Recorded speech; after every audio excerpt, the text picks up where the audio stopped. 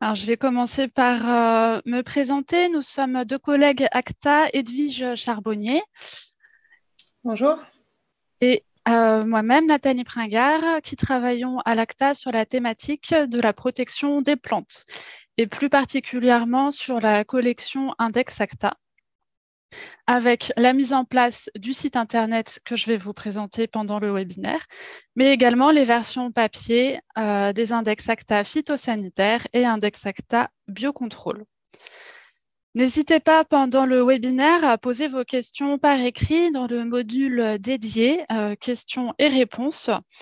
Ma collègue Edwige pourra vous répondre en temps réel ou bien sélectionner des questions qui seront répondues lors d'un temps d'échange à la fin de ma présentation. Alors, je vais vous présenter donc le site IndexACTA qui fait partie de la collection IndexACTA, qui est une référence depuis plus de 60 ans dans le domaine de la protection des plantes.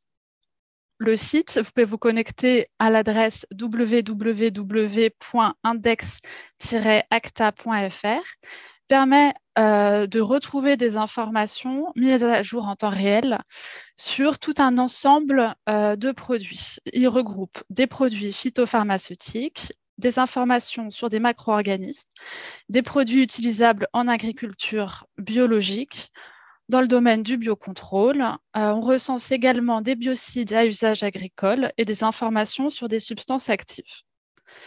Nous allons voir que ce site permet donc de regrouper différentes informations au même endroit. Il dispose d'un moteur de recherche performant dans lequel on peut mettre en favori certaines recherches, les produits et les substances actives. Et nous verrons aussi qu'il propose un décryptage des actualités à la fois techniques et réglementaires. Alors là, je suis sur la page d'accueil, connectée avec mon compte. Il faut savoir que certaines fonctionnalités sont accessibles à tous, mais pour bénéficier de tous les modules, il faut se créer un compte. Sur la page d'accueil, on voit en haut les deux catalogues principaux, le catalogue des produits et le catalogue des substances actives.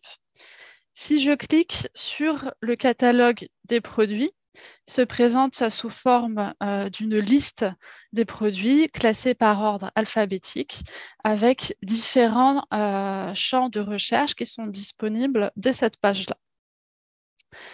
Par exemple, le nom du produit, le numéro d'AMM, sa composition en substances actives. On peut retrouver ici un champ sur les types de produits. Est-ce qu'il s'agit d'un produit phytopharmaceutique, d'un produit macro-organisme ou d'un biocide? La fonction du produit, si c'est un herbicide, fongicide, insecticide, etc. On peut également filtrer en recherchant par usage sur une culture et une cible, et si le produit est utilisable en agriculture biologique, s'il appartient à la liste biocontrôle ou s'il est de gamme amateur. Alors, si je cherche un produit, par exemple, je tape 3 lettres dans le champ nom du produit pour rechercher le produit Amode DF. Si je clique, j'arrive sur sa fiche qui est composée de plusieurs onglets. Un onglet identité qui reprend les différentes caractéristiques du produit, son type. Donc là, c'est un produit phytopharmaceutique, fongicide. On retrouve son numéro d'AMM, des informations sur sa commercialisation. Il s'agit d'un second nom commercial du produit Cumulus. Et les dates d'autorisation, si jamais il est en cours de retrait, les dates s'affichent également ici. Ce produit est cité dans une fiche CEPP et on retrouve sa composition en substances actives. Le deuxième onglet concerne les usages. On retrouve ici tous les usages pour lesquels le produit est autorisé, avec les informations essentielles comme la dose maximale d'autorisation, le nombre maximal d'applications et différentes informations. Ici, par exemple, le délai de réentrée ou les ZNT. Ces onglets usage sont décomposés sur la portée de l'usage. Par exemple, sur l'usage blé, traitement des parties aériennes au idiome que j'ai choisi, il est décliné sur blé dur d'hiver, blé dur de printemps, blé tendre d'hiver, etc. Ce qui va permettre de filtrer plus facilement les cultures sur une recherche sur un usage donné.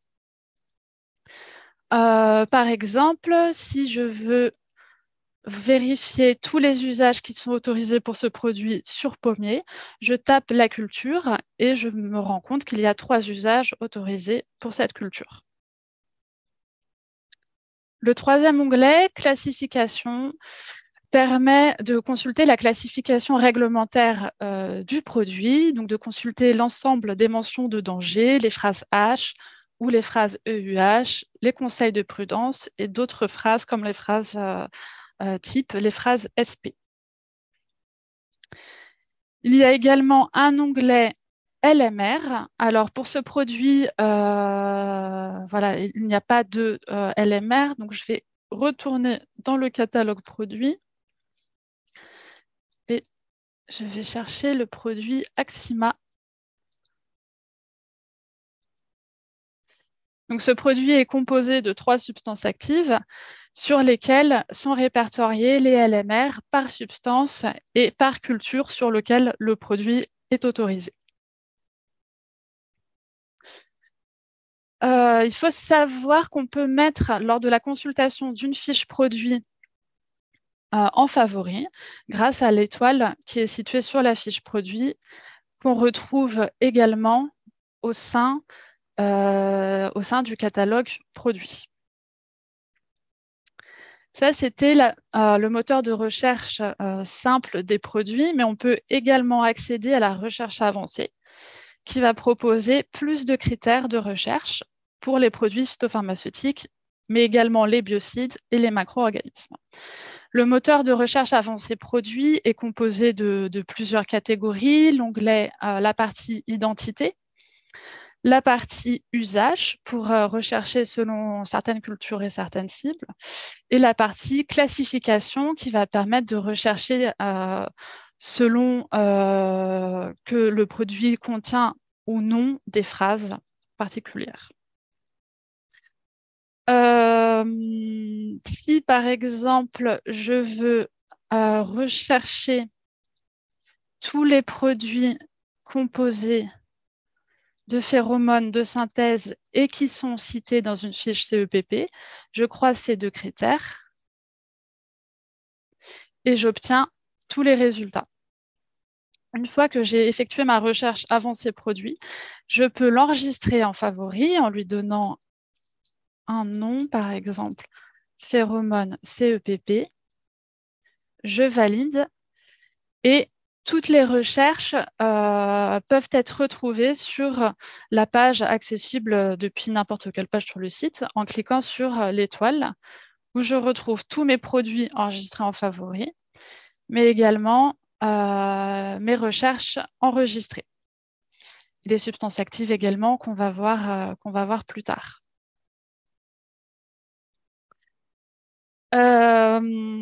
Si j'effectue une nouvelle recherche par culture, par exemple, sur le psylle du poirier,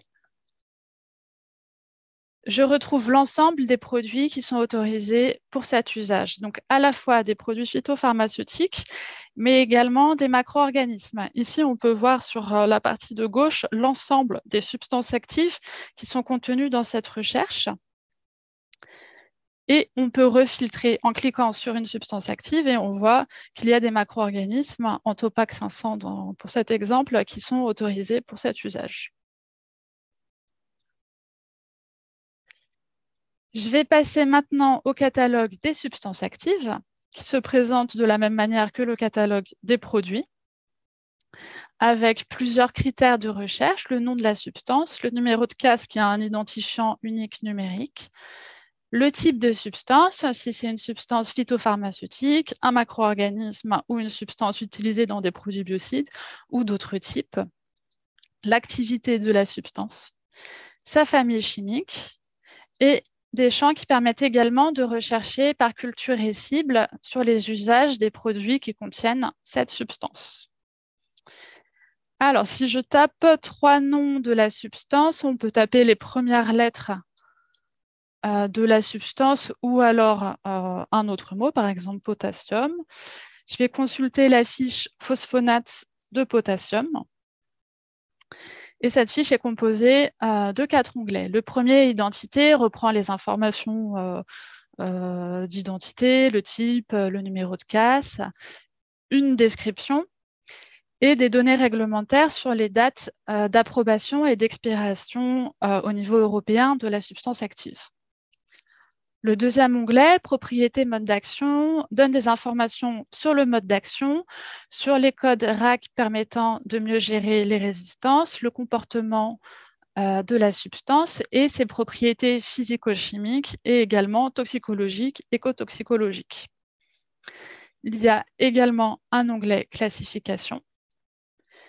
Et le dernier onglet, produits, qui liste l'ensemble des produits qui contiennent cette substance active avec les différents pictogrammes associés.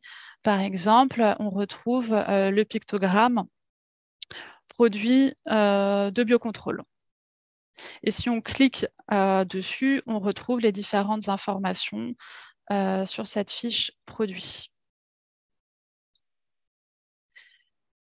Concernant le moteur de recherche, pour les substances actives, on a également un moteur de recherche avancé qui va permettre de croiser différents critères concernant l'identité de la substance, ses propriétés ou son mode d'action, ses usages et également sa classification.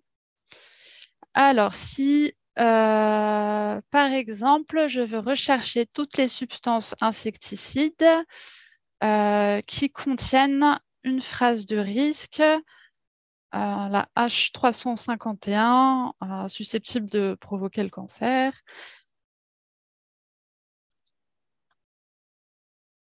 Je clique sur rechercher et j'obtiens ces 2 résultats. Je peux également enregistrer la recherche. Concernant les produits et les substances actives, on a vu qu'il y avait des petits pictogrammes. Je vais me remettre sur une fiche produit pour vous les présenter. Donc là, par exemple, il y a un pictogramme vert qui indique si le produit ou la substance est autorisé.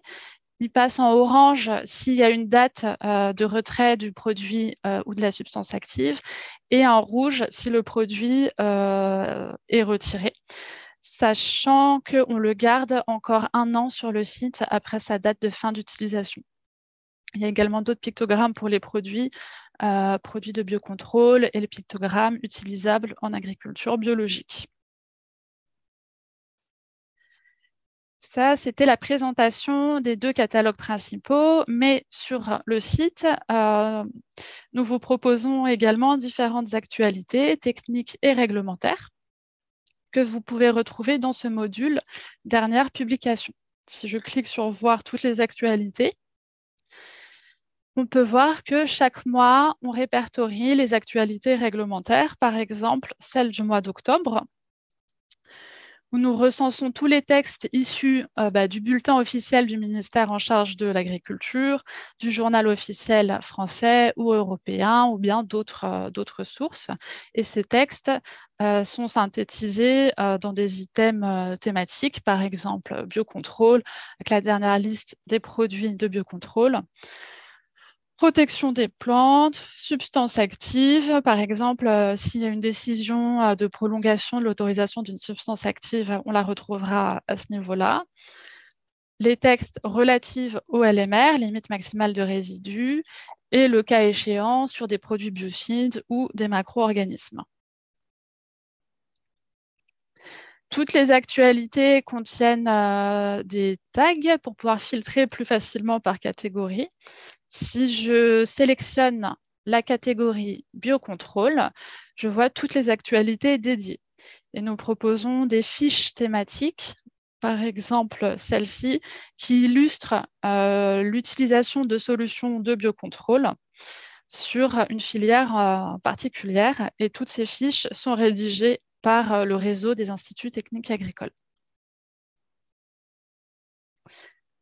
Toutes ces actualités peuvent être également retrouvées via une newsletter. Vous pouvez vous inscrire sur cette newsletter en cliquant sur les liens utiles. Et elle est envoyée environ tous les 2 mois. Nous avons également un module qui s'appelle Tout savoir sur la protection des cultures et qui va permettre de retrouver l'ensemble des informations nécessaires dans le domaine, comme des définitions, des synthèses réglementaires ou techniques, ou bien la liste des outils d'aide à la décision proposés par le réseau des instituts techniques agricoles.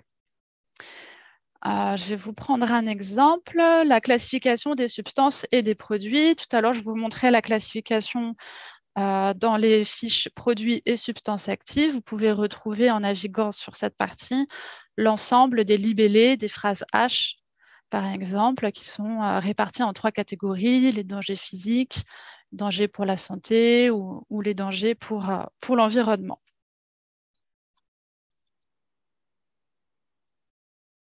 Il y a également une foire aux questions disponible sur le site avec notamment un guide d'utilisation, un PDF à télécharger. Mais si vous avez des questions lors de vos navigations, vous pouvez nous contacter directement sur le site en cliquant ici sur le formulaire de contact et nous vous répondrons. Mais n'hésitez pas à poser vos questions et réponses dans le module dédié. Pour finir, je vais vous présenter les différentes offres d'abonnement. Premièrement, nous avons le pack numérique qui contient un abonnement au site Internet avec un accès illimité à toutes les fonctionnalités pendant 1 an. Et cet abonnement permet également d'accéder aux fonctionnalités de l'application mobile Index Acta.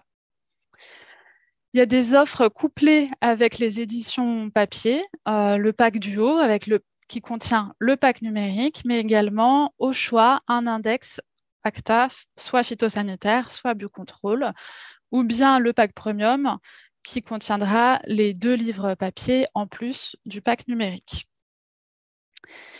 Il faut savoir qu'une offre découverte est également possible. Alors moi, comme je suis connectée, ça ne va pas marcher. Je me déconnecte. Et si vous n'avez jamais bénéficié dans votre compte d'une offre découverte, vous pouvez l'activer ici sur la page Nos offres pour bénéficier pendant 1 mois de toutes les fonctionnalités du site. J'en ai fini pour la partie présentation. Maintenant, on va passer à la partie questions-réponses. Si ma collègue Edwige a récolté quelques questions, et n'hésitez pas à continuer d'en poser. Oui, rebonjour et merci à tous. J'ai déjà répondu à un certain nombre de questions en direct. Normalement, vous pouvez tous voir les réponses sur le module questions-réponses. Là, je viens de recevoir une question. Comment peut-on voir le mélange réglementaire? Donc, je vais y répondre en direct. À ce jour, on ne peut pas faire le test de mélange réglementaire sur le site internet Index Acta. En revanche, c'est une fonctionnalité qui est disponible sur l'application mobile Index Acta. Donc, comme Nathalie l'a expliqué, quand on s'abonne au site Index Acta, on a également accès à l'application mobile qui est téléchargeable sur les stores avec les mêmes codes d'abonnement et puis elle est également testable lors de l'offre découverte. Et cette application propose des fonctionnalités complémentaires, donc notamment le test des mélanges, mais également le scan des codes barres des produits directement avec le téléphone mobile, ou encore l'accès aux fiches de données de sécurité. Donc ça, c'était une première question. J'en ai une autre, Nathalie, je vais te laisser répondre. C'est quel est l'intérêt de notre site par rapport à IFI ? Alors, le site Index Acta a été conçu comme l'équivalent des index Acta phytosanitaire et biocontrôle qui regroupent tout un ensemble d'informations au même endroit Et le site Indexacta va regrouper des informations à la fois sur les produits phytopharmaceutiques, mais également des produits biocides, des produits macro-organismes, des informations, comme on l'a vu, sur les substances actives. Et également sont présents les informations sur les produits dérogation 120 jours qui aujourd'hui sont consultables sur le site du ministère. Mais dans notre moteur de recherche, quand on recherche un produit, par exemple, par culture et par cible, tous les produits autorisés appartenant à ces différentes catégories ressortent. Donc, à la fois les produits phytopharmaceutiques, mais également les dérogations 120 jours ou les macro-organismes, comme je vous l'ai montré. Je vous ai montré aussi que la portée d'usage était déclinée au sein d'un produit. Donc, l'ensemble des usages, des cultures concernées par un usage sont répertoriées, ce qui permet une recherche plus fine des produits sur une culture concernée. Et le moteur de recherche est également conçu avec plus de critères qui croisent à la fois des informations sur les produits phytopharmaceutiques, mais également des informations sur les substances actives. Et vous pouvez rechercher plus finement via des substances, les propriétés des substances actives pour retrouver la liste des substances et des produits concernés. Alors, j'ai d'autres questions auxquelles je vais pouvoir répondre en direct. On nous demande justement donc, si les recherches par usage permettent de cibler une adventice dans une culture. Donc, effectivement, si pour un produit, la firme l'a préconisé sur certaines adventices spécifiques, ce sera bien noté sur le site. Et généralement, l'extrapolation des usages est faite sur l'ensemble de la portée. Donc, sur la liste des adventices concernés, sur la liste des cultures concernées également. Donc, typiquement, si on prenait l'usage fruits à pépins, ce sera vraiment décliné sur pommiers, poiriers, etc. Ensuite, j'ai une question sur les différences entre l'application et le site. Donc, j'y ai répondu un petit peu partiellement. Je vais juste revenir là-dessus. En termes de périmètre, le site est plus complet puisqu'on a l'ensemble des produits de protection des plantes, phytopharmaceutiques, biocides à usage agricole et macro-organismes. L'application mobile est un peu plus spécifique des produits phytopharmaceutiques avec du coup des fonctionnalités dédiées telles que le scan des codes barres des bidons, les FDS et puis le test de mélange de la compatibilité réglementaire des mélanges de produits phytopharmaceutiques. Donc, c'est pour ça aussi qu'on commercialise ces deux outils de façon groupée. C'est vraiment des fonctionnalités différentes. Et après, en termes d'ergonomie du moteur de recherche, c'est quand même beaucoup plus poussé sur le site. Est-ce qu'on peut être plusieurs utilisateurs sur un accès ? L'accès se fait donc avec un compte client qui est associé à une adresse mail. Vous avez la possibilité d'avoir deux connexions simultanées avec un même compte, ce qui vous permet d'être, par exemple, à la fois connecté sur un ordinateur et sur une tablette ou sur un téléphone mobile. Faut-il se réabonner chaque année ou est-ce fait automatiquement ? Non, ce n'est pas une tacite reconduction. Si vous souhaitez poursuivre votre abonnement, il faudra se réabonner. Donc, les abonnements se font directement sur notre e-boutique Acta Édition, sur laquelle vous pouvez du coup vous abonner directement, en payant directement en ligne. Ou s'il s'agit de demandes d'abonnement groupé pour un certain nombre de personnes au sein d'une structure, on peut vous proposer des tarifs dégressifs. Dans ces cas-là, il faut nous contacter directement par email ou par le formulaire Nous contacter qui est accessible en bas de page. Je voudrais juste préciser, en fin d'abonnement, il y a un email qui vous est envoyé pour vous prévenir de la fin de votre abonnement. Mais dans les paramètres de votre compte, alors moi j'ai un abonnement administrateur, mais si vous souscrivez à l'abonnement numérique, il y a la date de fin de l'abonnement qui est précisée. Ensuite, j'ai une question sur la mise à jour de fréquence, de mise à jour du site. Donc, les données sont vraiment mises à jour au fur et à mesure que les décisions ANSES sont publiées ou qu'il y a des évolutions réglementaires. Donc, nous, on les met à jour autant que possible en temps réel. Pareil pour tout ce qui va être radiation, approbation des substances actives, etc. Et après, les données sont synchronisées une fois par semaine. Donc, c'est vrai qu'on nous demandait tout à l'heure aussi les différences par rapport à IFI. On constate souvent qu'il y a un délai quand même un petit peu long parfois entre la publication des décisions ANSES et leur mise à jour sur IFI. Nous, c'est vrai que dès qu'elles sont publiées, les données sont mises à jour et après, voilà, une semaine ou plus tard après, normalement, c'est effectif sur le site. Est-ce que le site est officiel et fait foi lors d'un contrôle? Alors non, les seuls documents qui sont réellement officiels, ce sont les décisions d'AMM qui sont publiées sur le site de l'ANSES. Le site, c'est comme les index papier, il n'a pas de valeur officielle.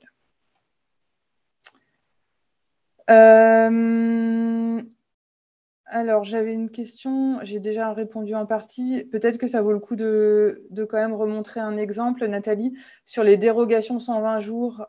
J'ai cité par exemple Movento, qui est un produit là, qui est concerné par une dérogation, de préciser comment est-ce que c'est affiché. Oui, alors je vais sur la fiche du produit Movento et on voit cette information dans les usages.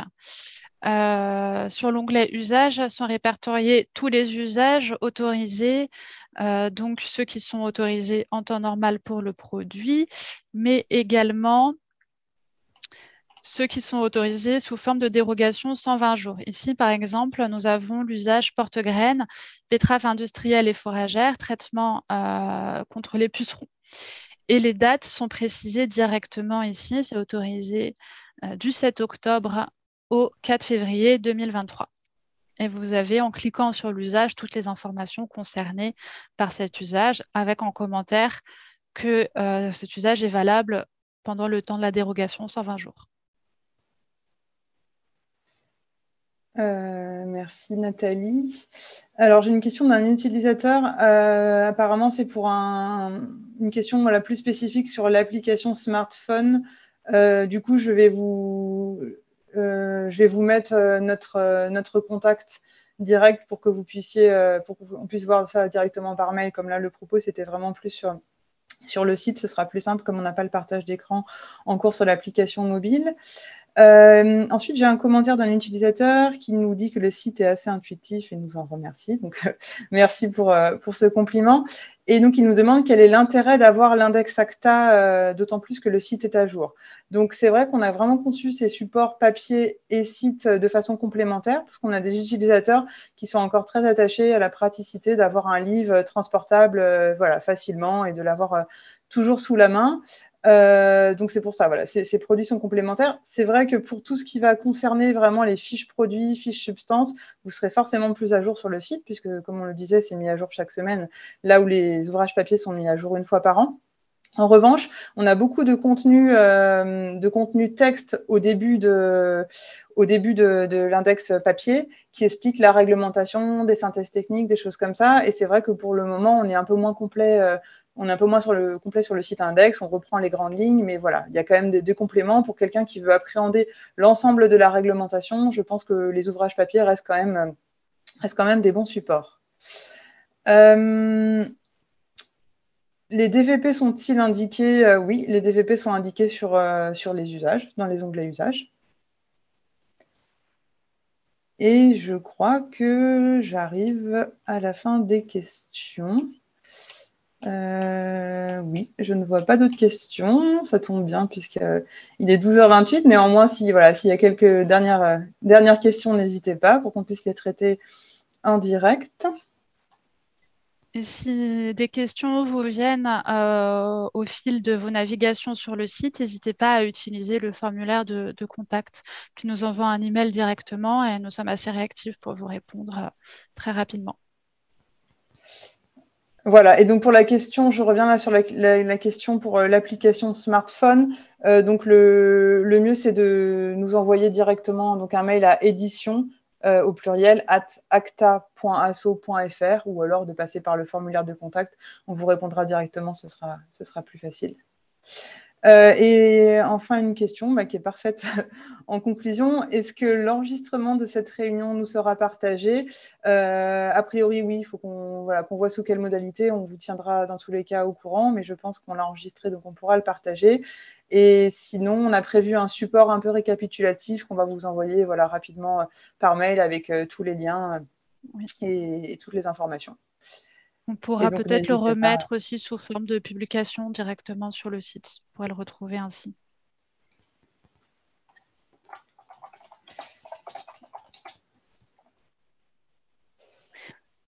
Bien, nous arrivons à la fin de ce webinaire. Merci beaucoup pour votre attention.